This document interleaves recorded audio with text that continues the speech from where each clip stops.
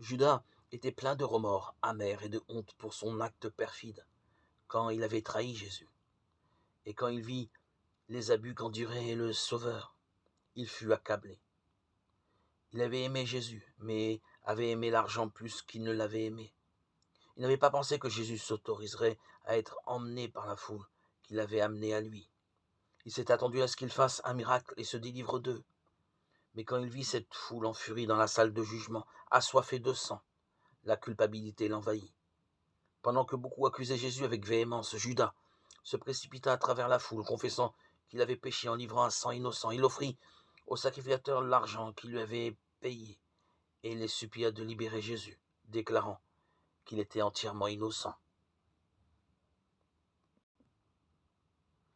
Pendant un court instant, la colère et la confusion fit garder le silence au sacrificateur.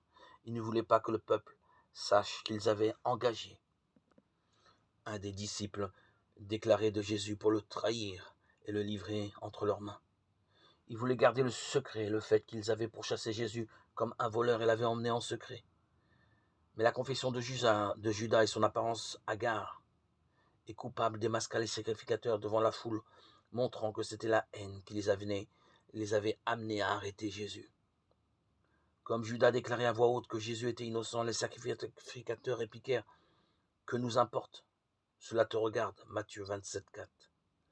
Ils avaient Jésus entre leurs mains et étaient déterminés à mettre leur plan à exécution.